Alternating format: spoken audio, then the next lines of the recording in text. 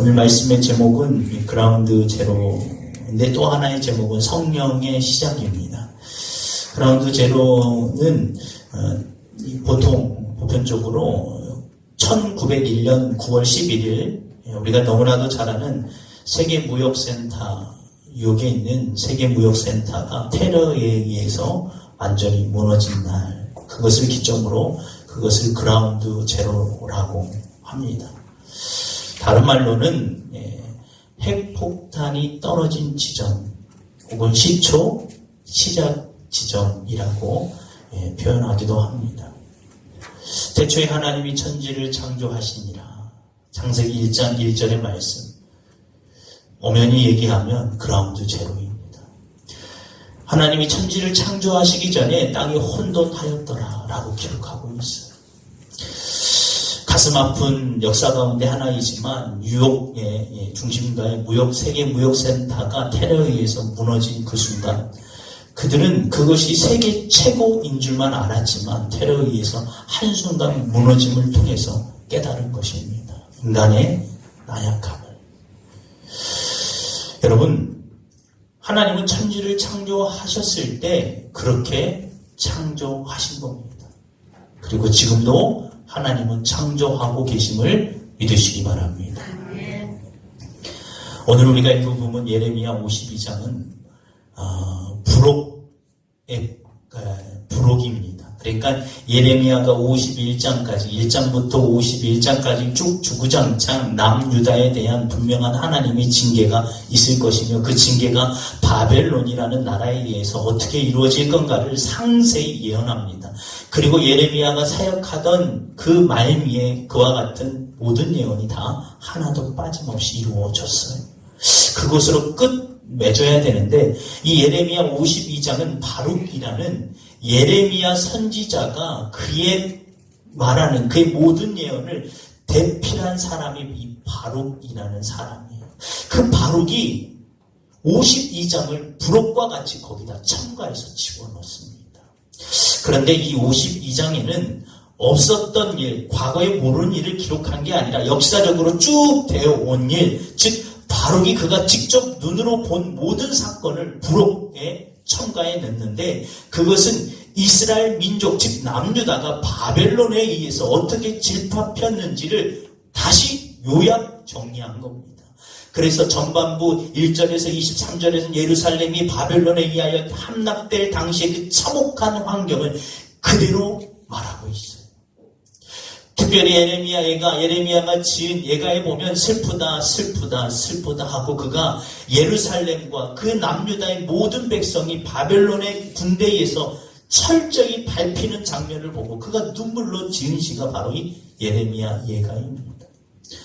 바로 또 그 당시의 상황을 1절부터 23절에 기록하였고 중반부 24절에 30절에서는 유다의 정치, 종교 지도자들이 바벨론 군대에서 처형당하는 장면을 또 다시 담았습니다. 그리고 후반부 31절로 34절에서는 바벨론의 제2차 예루살렘 침공에 의해 당시의 남은 포로까지 싹 잡아가는 장면을 요약 정리해 두었습니다. 그리고 끝납니다. 하나님은 왜 바룩이라는 사람을 통해서 51장에서 끝나도 될 말씀을 52장까지 기록했겠습니까? 아픈 상처에 소금 한번 더 뿌려가지고 이놈들 내 말 안 듣더니 아주 꼬숩다 꼬수어 하시려고 한 게 아니라는 거. 바로 이게 그라운드 제로입니다. 저는 이 말씀을 묵상하면서 참 하나님의 말씀을 이 새벽에도 그 목요일 새벽에도 묵상하면서 참 이해가 안 갔어요. 왜 여기를 기록했을까? 철저하게 밟힙니다. 왜 기록했을까? 그런데 영적인 눈을 열고 보니까 여기엔 하나님의 놀라운 역사가 있었다는 것입니다. 만약 모든 인류의 역사가 이스라엘, 즉 남유다의 이 멸망으로 바벨론의 침공으로 인해서 끝난 것이었다면 이것을 기록할 필요가 없고 기록한 것 자체가 문제가 될 것입니다. 그런데 인류의 역사는 하나님이 이 땅에 예수 그리스도가 이 땅에 재림하셔서 천년 왕국의 심판주로 오실 때까지는 계속 이어진다는 거예요. 반복됩니다. 할렐루야. 반복되는 거예요. 그래서 여기에 닿은 겁니다. 첫 번째, 성령의 역사의 시작을 알리는 것이 바로 52장의 상황이라는 것입니다. 제가 시골에서 그런 일은 안 해봤어요. 제가 시골에 초등학교, 중학교 1학년 때까지만 있다 와서 그 일은 안 해봤지만 저희 어머니가 뭐 요즘은 그렇지 않죠. 요즘은 뭐 다 정제돼가지고 쌀이 뭐 돌이 있는 거 찾기가 힘들어요. 그쵸? 돌 찾는 것 자체가 힘들어요. 그런데 예전에 보면 돌은 꼭 있어요. 누구 밥상에 있을까요? 성질 제일 더러운 사람한테 있어요. 저희 집에는 이제 지금 계시겠지만 저희 아버지가 성질이 제일 안 좋으셨어요. 그 밥에 꼭 뭐가 있어요? 돌이 있어요. 희한하죠. 저한테 있으면 가끔으로도 엄마 돌이 있을 거면 등짝쭉 들면서 그냥 처먹기 절시고 이렇게 할 텐데 그게 꼭 저희 아버지한테 있어요. 그러면 아버지가 씹으면 이러고 참아요. 근데 하나만 있나요? 또 가다가 씹어요. 그러면 그때는 밥상을 그냥 확 들어. 그런 것만 보고 배웠어요, 제가. 예수의 능력이 아니었으면요, 저희 집사람 아마 고생 엄청 했을 거예요. 그거 보고 배운 그거밖에 없어요. 말을 하면 되잖아요. 아, 여보, 밥에 돌이 있네. 이러면 되지. 이게 들어올 게 언어 전달입니까? 근데 그걸 보고 배웠어요. 그걸 하지 않기 위해서 뭘 합니까? 퀴즈를 해요. 이렇게 바보라는 퀴즈를 쭉 해요. 그러면 얼마나 그게 보고 있으면 신기한지 몰라요. 그렇죠? 이렇게 던지는 것처럼 밖으로 막 하는데 희한하게 알고는 들어가고 그냥 쭉정이 같은 거면 밖으로 후 나가요. 참 신기해요. 그래서 그거를 따라하죠. 어떻게 해요? 그냥 후 가면 다 날아가요. 여러분 다 하실 수 있잖아요. 그렇죠? 저는 아직도 못하겠어요. 이걸 하면 어떻게 알고는 날아가고 쭉정이만 남아요. 이렇게. 이게 키질입니다. 인간적 눈으로 보면 이미 이스라엘은 완전히 속된 말로 쫄딱 망한 상황입니다. 그걸 바룩은 기록했어요. 제3차에 걸쳐 바벨론 군은 포로로 다 잡아갔습니다. 예루살렘 성은 함락되었고, 그뿐입니까? 아주 더 충격적인 것은 예루살렘 성 안에 있는 그 위대한 솔로몬 성전이 완전히 무너졌다는 거예요. 더욱더 놀라운 것은 그 성전 안에 있는 모든 기물을 싹 다 가져가 버렸다는 거예요. 아니, 멸망했을지라도 그러면 남은 게 뭐예요? 뭐 해야 될까요? 여러분 같으면 만약에 싹 다 멸망하고 성전도 다 회파되고 완전히 전쟁으로 회파됐어요. 그러면 여러분들이 만약 거기 남은 자로 그래도 아직 남아있다면 뭘 해야 될까요? 보나마나 예배하겠죠. 하나님께 기도해야죠. 그런데 하나님은 놀랍게 그 기도하고 예배할 수 있는 모든 도구를 싹 다 가져가 버렸어요. 그뿐입니까? 제사장과 종교 지도장들을 다 그 자리에서 처형당하거나 잡혀가 버린 상황이에요. 예배할 수 없습니다. 어떻게 해야 돼요? 하나님의 구원에 이미 단절된 상황으로 말할 수밖에 없습니다. 여러분, 그런데 놀라운 건 뭔 줄 아십니까? 하나님은 거기서 시작하기를 원하신다는 거예요. 여러분, 저도 아주 신학교 때 읽었던 책입니다. 헬렌 나우엔의 상처 입은 치유자라는 이 책이 있어요. 그 저자 헬렌 나우엔은 이미 이 저명한 이 작가이자 신학자이자 상담가예요. 그 이름만 되면 당시에 그를 모르는 사람이 없습니다. 그런데 그가 어느 날 누구의 초청에 의해서 이 장애인 시설, 이 복지시설에 찾아갑니다.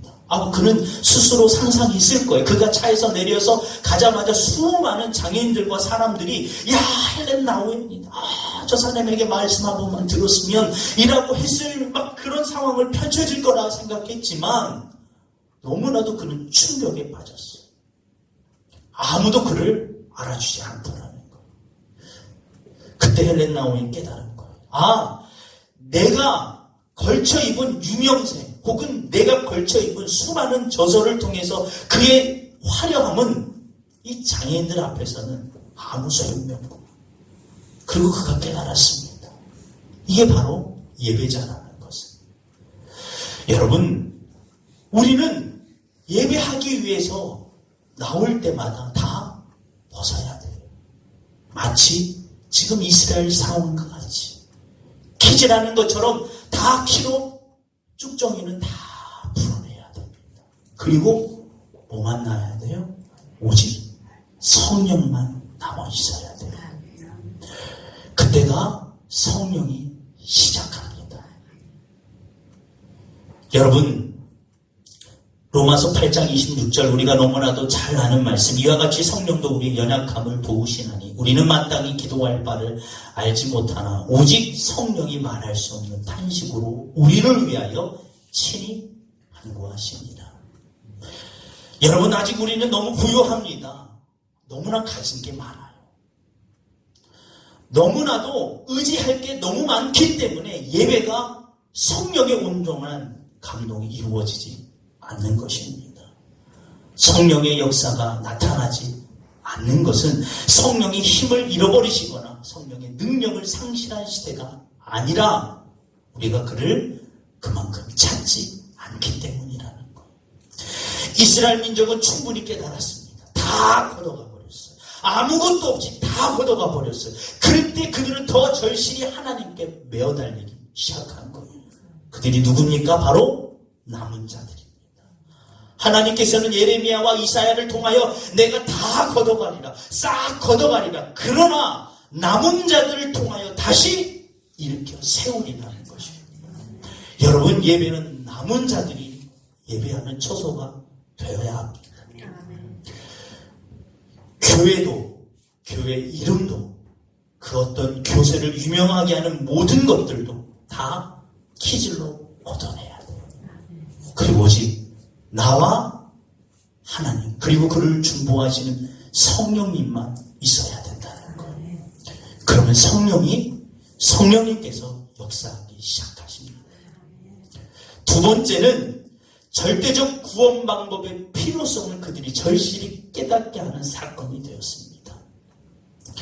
아까 말씀드린 것처럼 바벨론 군대는 와서 완전히 다 회파해버렸어요. 그런데 그들이 충격적인 것은 하나님의 이름의 보증이 되는 예루살렘 성전뿐만 아니라 다윗 언약의 보증서로 보이는 다윗 왕궁까지 완전히 무너져 내려버렸다는 거예요.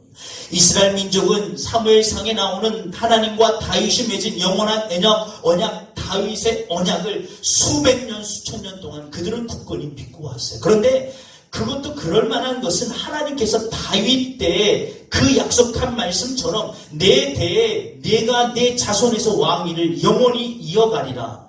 그것은 영적인 의미로 보면 결국 예수 그리스도입니다. 그런데 이스라엘 민족은 다른 것으로 착각하고 있었다는 것.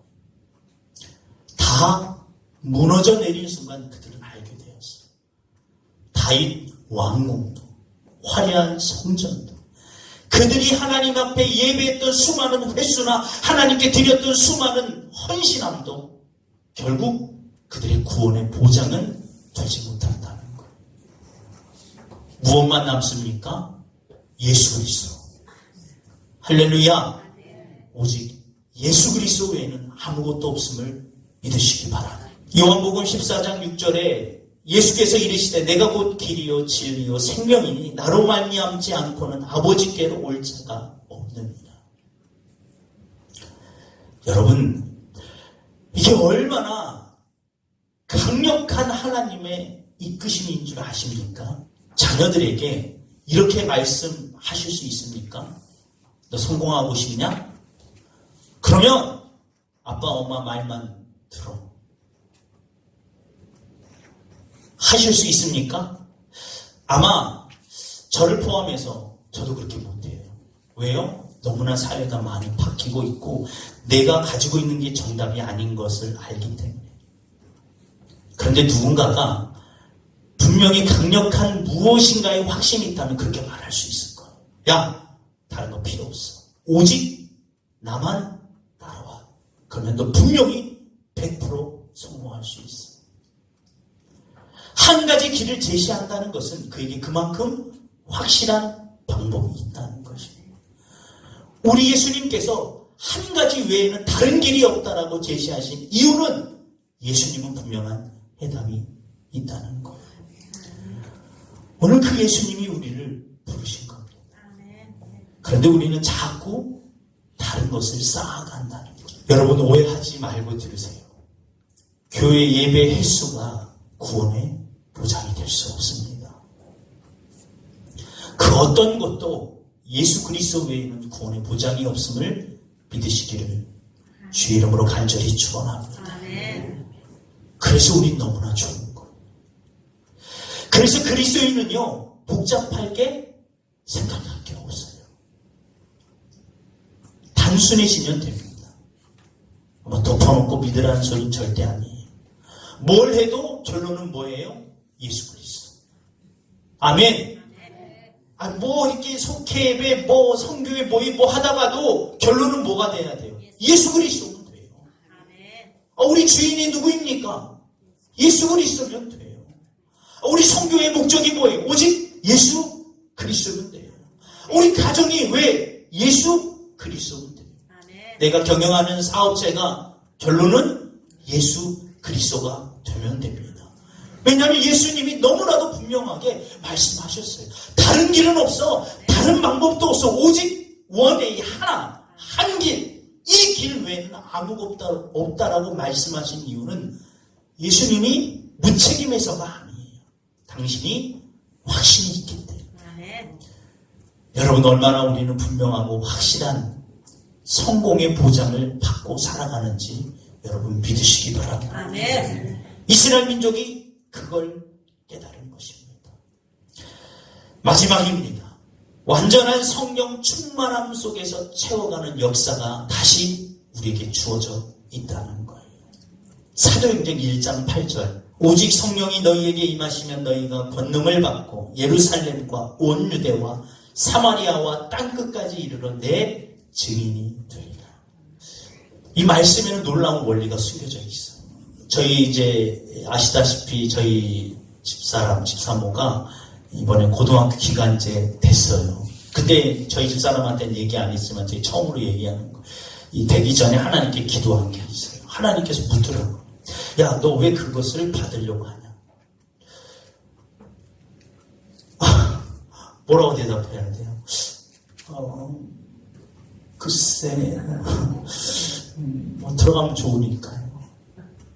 왜 들어가려고 하냐? 하나님은 우리에게 증명되어주길 원한다는 거예요. 그래서 제가 하나님께 기도했어요. 하나님, 되기만 하면. 어떻게 보면 저에게는 사례비 외에 다른 소득이 엄청난 보너스를 받는 거거든요. 이걸 너 혼자 이렇게 호화롭게 살면 너한테 들어줄 이유가 뭐가 있냐? 세상에 수많은 사고가 많은데 꼭 너한테 들어줘야 될 이유가 뭐냐? 그 증명을 하나님.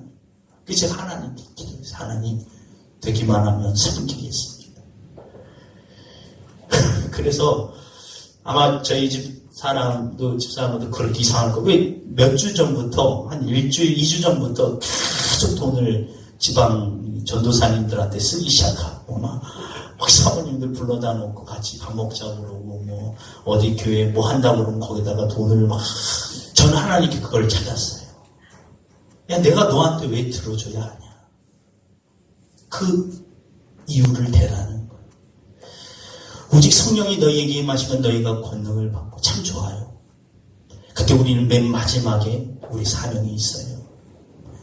내 증인이 되라. 할렐루야. 지난번에도 이 말씀을 가지고 한번 은혜를 나눴지만 되라가 아니라 되리라. 되어진다는 것이죠. 뭐 하면요? 성령이 임하시면 된다는 거예요. 그런데 된다. 뭐가요? 증인. 그러면 증인은 뭘 가지고 있는 건가요? 증거를 가지고 있는 사람이 증인이에요. 그거를 증명해내야 된다는 것입니다. 하나님은 어쩜 우리에게 원하십니다. 내가 너한테 성령을 부어줄 성령의 충만한 역사가 나타나야 될 이유가 뭐냐? 그 기도 좀 잘하려고요? 이건 이유가 안 돼. 증명이 돼야 된다는 것. 하나님은 오늘 우리에게 무엇보다 원하십니다. 원하고 계십니다. 성령의 역사가 사라진 게 아닙니다. 성령의 능력을 상실한 게 아니에요. 어쩌면 우리가 성령이 역사할 만한 증거가 없는 삶을 살고 있다는 거예요. 그래서 하나님께서는 오늘 우리에게 그걸 원하고 계십니다. 교회가 부흥해야 될 이유, 예배마다 성령이 차고 넘쳐야 될 이유, 그건 우리 스스로가 증명해야 돼요. 그러면 성령이 부어주십니다. 성령님께서 부어 가신다는 말씀을 마치도록 하겠습니다. 제가 지난 주일이죠. 지난 일주일 동안 불면증에 시달렸어요. 제가 엔간하면 불면증 이렇게 하루 이틀이었는데 일주일 내내 계속 잠을 못 자겠더라고요. 그 가운데 개인적으로 하나님께 물으시는 것도 있긴 했고, 그 불면증에 막 시달리면서 금요일 새벽에 그 이유를 알았어요. 금요일 새벽에 에레미야 애가 5장을 가지고 이제 말씀을 나눴는데, 이 에레미야 애가를 설교하면서 그때 하나님께서 너무나도 분명하게 제게 이 응답을 주셨어요. 그때 막 그 말씀을 붙들고 기도하는데 얼마나 많이 울었나 몰라요. 하나님. 제가 그때 많이 회개도 하고 깨달은 것은 지금 이 시대가 얼마나 불행하고 고난을 겪고 있는 사람이 많은 줄 아느냐. 제가 5일 동안 막 불면증에 시달리면서요, 잠은 안 와요. 그래서 어떻게 했겠습니까? 기도했겠죠. 근데 그게 얼마나 큰 행복인지 그때 몰랐어요. 기도하면 잠이 금방 와야 응답이라고 생각한 저가 기도해도 잠이 안 와요. 기도도 잠이 안 오고. 그런데도 비밀 언덕이 있는 거예요. 그게 하나님이죠. 그게 5일 동안 지속이 됐어요. 그런데 금요일날 새벽에 하나님이 제게 주신 응답은 그거였어요. 야, 육신의 질병 때문에 고난받는 고통은 아무것도 아니다. 돈 문제? 그것도 아무것도 아니야. 사람 때문에 그것도 아무것도 아니야. 진짜 고통은 하나님 없는 인생이라는 거예요. 그때 제가 정말 많이 하나님께 회개하고 울었어요. 하나님, 오늘날 교회가 부흥해야 될 이유는 단 한 가지입니다. 하나님 없는 인생을, 그 인생을 하나님을 알게 한다는 거예요. 여러분, 육신의 질병, 건강의 문제, 사람과의 관계 문제 해결받아야죠. 근데 그 이전에 우리는 분명히 알아야 돼요. 가장 큰 고통은 하나님 없는 인생이라는 거죠. 여러분, 분명히 시대가 가면 갈수록 사단은 우리를 너무나도 잘 알기 때문에 바쁘게 움직이게 할 겁니다. 정신없이 흔들어 놓고. 그런데 그들 인생 끝에 가면 그들은 분명히 충격적으로 깨달을 겁니다. 하나님 없는 인생이 얼마나 허무하고 절망적인지. 저는 기도하면서 그걸 알게 됐어요. 진짜 고통은 하나님 없는 인생인 것을. 여러분, 하나님은 오늘도 우리를 불러 모으셨습니다. 그리고 그리스도인의 종이라고, 혹은 그리스도의 군사라고, 혹은 그리스도인의 제자라고 우리를 불러 모으신 거예요. 그 이유는 단 한 가지입니다. 하나님 없는 인생을 그대로 하여금 알게 하고 하나님 있는 인생으로 바꿔가길 원하신다는 거예요. 여러분, 우리가 그 사명을 감당하기에 오늘 하루 여러분의 삶 가운데 무엇인가를 노력해 보시기 바랍니다. 분명히 성령님께서 선명하고도 분명하게 역사하실 겁니다. 그리고 그것을 경험하고 사는 인생이 진짜 그리스도입니다. 여러분, 오늘 여러분 가운데 큰 사명이 있음을 깨닫기를 간절히 소원합니다. 저는 그때 그 금요일 새벽 이후로 그때 너무 하나님께 큰 은혜와 깨달음을 받아서 지금도 잊혀지지가 않아요. 저에게 분명히 말씀하시더라고요. 왜? 제가 일주일 동안 물었던 게 있거든요. 하나님께. 이 소위 목사가 되면 이 신학교 나올 때 다 그렇잖아요. 큰 교회 목사가 되고 싶고, 저만 그런가요? 유명한 목사도 되고 싶고, 그런 교회가 있다면 밟고 싶고, 빨리 올라가고 싶고, 그래서 하나님께 제게 물었던 게 그거였어요. 근데 답을 못 찾겠더라고요. 그래서 하나님께 그러면 저 안 할래요. 그냥 안 하는 게 낫겠어요. 근데 하나님께서 이 응답을 주신 거예요. 이유는 단 한 가지다. 부흥해야 될 이유, 교회가 성령 충만해야 될 이유, 교회가 살아있어야 될 이유, 오직 한 가지. 하나님 있는 인생으로 바꿔가는 것입니다. 여러분, 오늘 그와 같은 하나님의 사명이 주어졌음을 믿으시고 그 사명을 감당하시는 저와 여러분이 되기를 간절히 소원합니다.